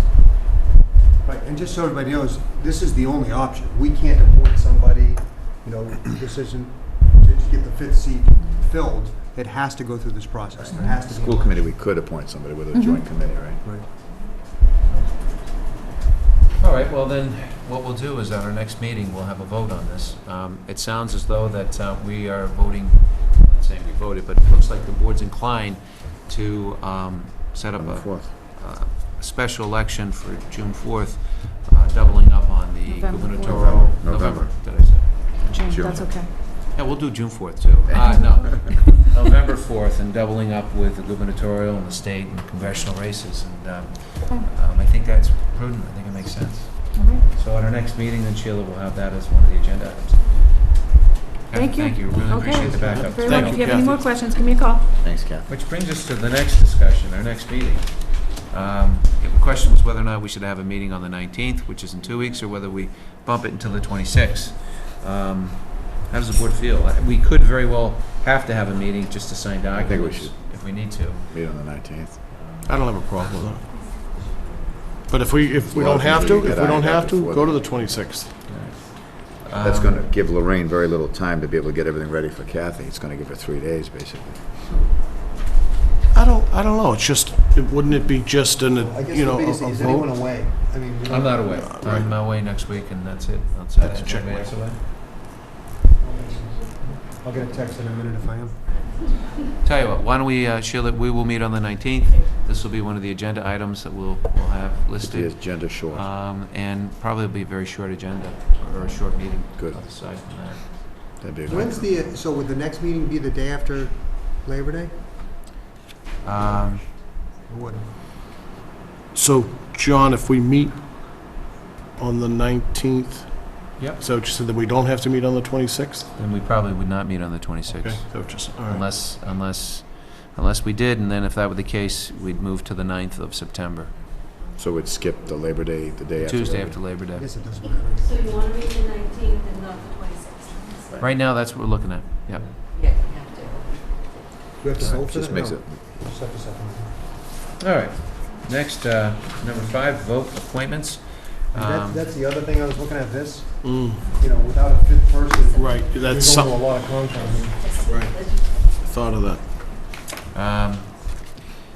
How about, give me a vote or a nomination of Mary Tenaro for the Beautification Commission? Move to, oh, go ahead, Tony. You got it. Move to appoint Mary Tenano to the Beautification Commission. Second? Motion by Mr. Harris, seconded by Mr. Vignani. All in favor? Aye. Unanimous. I think that's it, right? that's it for those. Till we hear back from those... On the rest of them? See Ed DeSalvo, Doug Anderson, Richard Mitchell. What about the renewals? Yeah, we need to do the renewals. All the renewals. Shall we move those? Sure. all the ones we have listed here, John? Yes. Starting with Ed DeSalvio? Yeah. I move to reappoint Ed DeSalvio to the Public Buildings Commission. Second. Motion by Mr. Harris, seconded by Mr. Vignani. All in favor? Aye. Move to appoint Doug Anderson. Nope, I'm sorry, wrong. Next, Richard that's Mitchell? okay. Oh, Doug Anderson? Yep. Reappoint Doug Anderson as the at-large Public Facilities Master Planning Committee. Motion by Mr. Harris, seconded by Mr. Vignani. All in favor? Aye. And move Unanimous? to reappoint Richard Mitchell, another at-large position to the Public Facilities Master Plan. Motion by Mr. Harris, seconded by Mr. Vignani. All in favor? Aye. Unanimous? Move to reappoint Karen Pritchett, again, an at-large position for the Public Facilities Master Plan. Motion by Mr. Harris, seconded by Mr. Vignani. All in favor? And finally, on that committee, Ann Burbine, again, an at-large position for the Public Facilities Master Plan. Motion by Mr. Harris, seconded by Mr. Vignani. All in favor? Aye. Unanimous. Move to reappoint Michael Davis to the Scituate Community Television Committee. Motion by Mr. Harris, seconded by Mr. Vignani. All in favor? Aye. Move to reappoint Susan Frankel as an election worker. Motion by Mr. Harris, seconded by Mr. I don't want Vignani. to, we keep jumping on each All other, those in so favor? I just quit.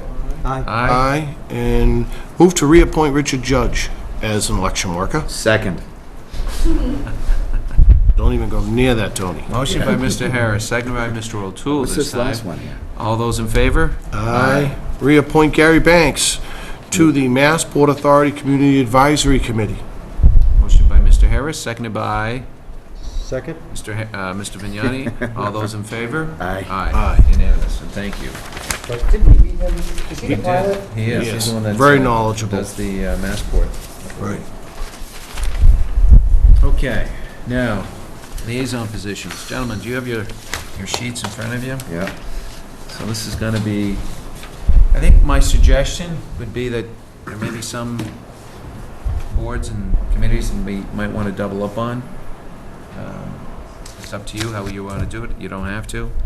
But anyway, I'll start. I'll be happy to be the liaison for the advisory committee. Sure. I'll take that one. Just stay I'll with do it. all the ones I did last time, unless somebody else. All right. So that means, Tony, you've got the Beautification Commission. Well, we can go order. That's heavy lifting there, Tony. Get a lot of emails from them. All Yeah, right. I mean, I would keep all the ones I have as well. I'll do the same. But CPC is going to be, Well, there's like 7 that we have to. All right, so why don't we, then this is what we'll do, with the exception of advisory committee, which I'll do, okay? Yep. We're all gonna keep the same committee assignments that we had last year. okay. Now, the only other ones that are open then at this point in time are as follows: the CPC, Community Preservation Commission. I will take that if nobody wants Hold it. on one second, let's just, Conservation Commission, the Economic Development, and the Public Facilities, What about renewable? the Renewable Energy, South Shore Coalition South Shore Coalition, and then the last one is the Water Resources Committee. and Waterways. And Waterways, okay. So, the CPC, anybody? I'll take it. All right. And Mr. O'Toole will take the CPC. The next one is the Conservation Commission. I'll take it if, you guys don't want, it doesn't matter to me. I'll take it. Okay. Gone to a couple of their meetings so far. Economic Development, I'll do that one. Public Facilities Steering Committee. I'm Do happy we- to, I know he's co-sharing it with you, Sean, if you're Okay. looking for Yeah, a co, but- I'd be yeah, happy to if, co no, with if you jump on there, that'd be All right, so great I'll as well. be along with Mr. Harris on that, Sheila. The next is the Renewable Energies Committee. I'm happy to be on that, if anybody want to. All right. South Shore Coalition, I'm happy to do that if people want. Okay. Then we have the Water Resource Committee and the Waterways Commission. I'll do one of them. What do you want to do? Can I do the waterways? If that doesn't matter to you? Yeah. All right. Mr. Harris is the Waterways, and Mr. Vignani, you are the Water Resource. All right. So we got them all straight? Till November, possibly. You know what, we could reevaluate at that time and see who, I think it's a Well, fair thing to do. if things go in that Yeah. order, we definitely should. I mean, this is not something we've done in the past, but it depends who that individual might be. If, you know, they might want to take some easy ones, whatever they might have an interest in. Did you get a break when you, Jim? Did they When I say was chairman? when you were? What's that? No, when someone, No, it's I- never happened that Of course someone's they filled, Oh, yeah. a seat for Rick. I'll be happy as chairman to unload some of these. John, what about street acceptance? Where's that? I noticed that. You're on that. You're on it, so you Can know I what? stay on that? No, you're. It's the chair, has actually. to- I have Do they have to? I think so. Are you sure about that? Yes. All right. I think I just think it's a good, I don't like the You can go idea to of the it. meetings, too. No, but I don't like the idea of it changing, you know? I think there needs to be some continuity, especially with what happened, okay? If a street doesn't get accepted, if it takes 5 years, it's just helpful if that person is, and hopefully it doesn't happen again. But John, you be it for as long as you're on the board, you know, the same person, that's all, you know what I'm saying? Well, look, I tell you what, let's look at that. I thought it was either by... And I agree with Tony, charter. I thought it was two, but I'd like to find out an answer to that. Just, Sheila, if we can make a notation of that, just to confirm street acceptance, I think it's an automatic by the chair, which... It's a 3 voting. Yeah, I think so. Yeah, no, and if it is, that's fine. Don't you guys agree with me? Yeah. You No, know? I think that's true for continuity purposes, makes sense. Sheila, do you have that list, or do you need mine for what we've done? You got it? All right. All right, well, that takes care of that, gentlemen. Other business? Correspondence? Do you have any? Actually, I do. Announcements. Oh, that's right. There will be limited staff in the treasurer collector's office the week of August 11th due to training. The office will be closed for lunch from 12:30 to 1:30 each day during this week. Please plan accordingly. Dates of beach staffing for end of summer. Minot Beach starting week of 8/18, no lifeguards at Minot. Egypt Beach starting week of 8/22, there are no lifeguards at Egypt Beach. Hummerock starting week of 8/22, there will be no lifeguards at Hummerock. And Peggotty will be staffed until Labor Day, September 1st. That's it. Other business, gentlemen? Sean? Yeah, Saturday, I know a lot of you guys were probably down at Heritage Days in the harbor, but did you happen to go around the Rotary in Greenbush Saturday, on and off in the rain? Someone, Chris Kennedy, had a couple of gentlemen out there in the rain, weeding that whole garden. I think I went by as late as 4 o'clock when they were wrapping it up. And, you know, I think we should write a letter to Chris and, you know, for that staff. What good timing they did then. Sunday was a nice day, so those 15,000 people at the end said showed up, you know. I usually don't notice those things, but it made a, you know, that's the gateway right in, Tony, right down the street from your house.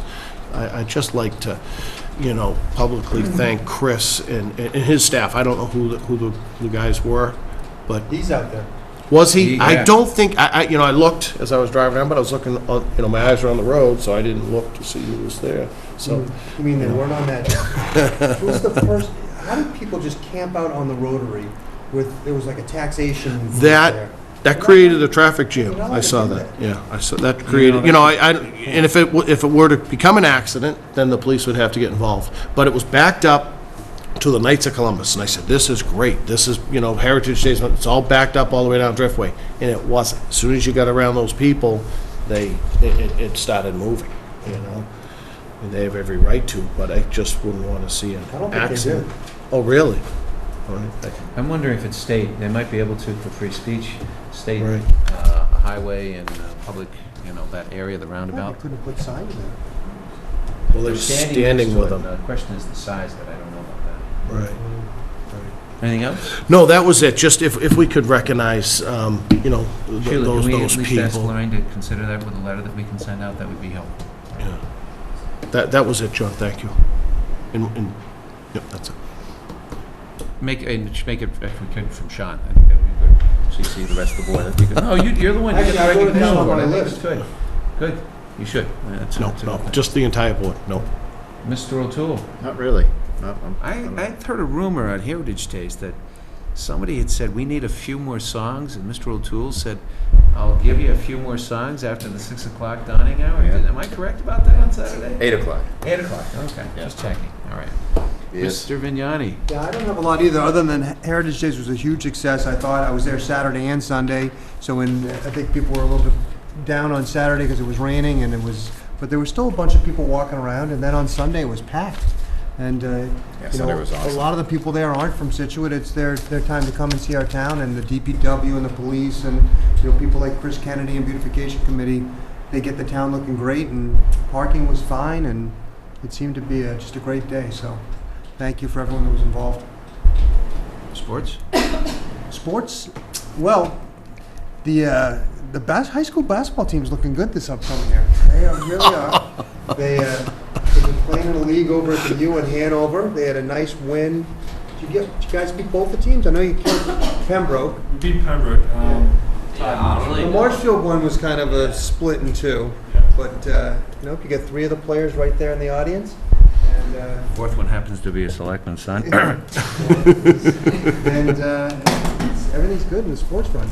Although the 12-year-old boys baseball won their district or their division, and they're playing in the playoffs, and then baseball comes to an end. So that's all I got. Football's right Just around on the corner. tacking on that, right the in fact. 14-year-old A won their championship. Did they? They did a great job. They did, and unfortunately, the 13-year-old Bs ended up losing in the championship. But they really ran the gamut, and they were the #1 team going into it. So they lost in the championship, which was great.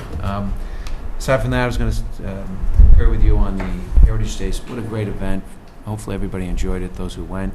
And I did ask Ann and Elaine Bongazone, and as well as Jerry, that I'd like to have a follow-up, wrap-up with them in October. We'll put that on the agenda. Maybe raise some other issues about relocating it potentially further into Full Parkway. Have to address some parking issues and the access, but they're amenable to it, maybe to at least discuss it, and we'll go from there. Outside of that, the only question I have, and unfortunately we don't have anybody here to kind of give us some answers, whether it's Al or Kevin or Tricia, but the question I have is, how do people go about being able to or solicit people for funds at the transfer station? You see Paula sign Berry. up.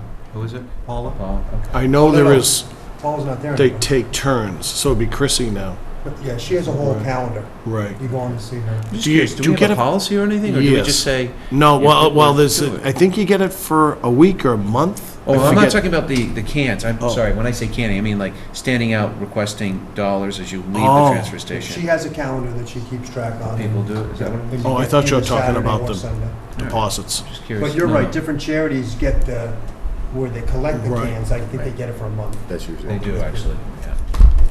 Aside from that, I have no further updates, other than we will be meeting on the 19th.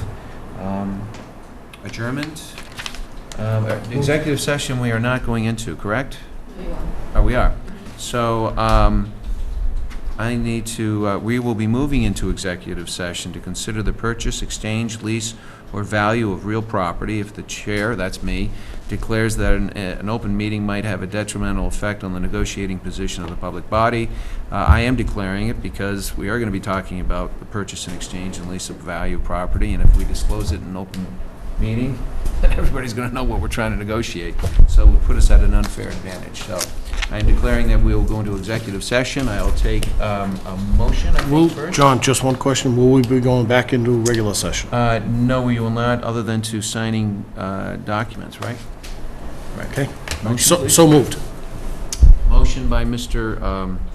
Harris. You gotta say that whole thing. I think you do have to say, Okay. I move to consider the Move to purchase- consider the purchase, exchange, lease, or value of real property because the chair declares that an open meeting may have a detrimental effect on the negotiating position of the public body.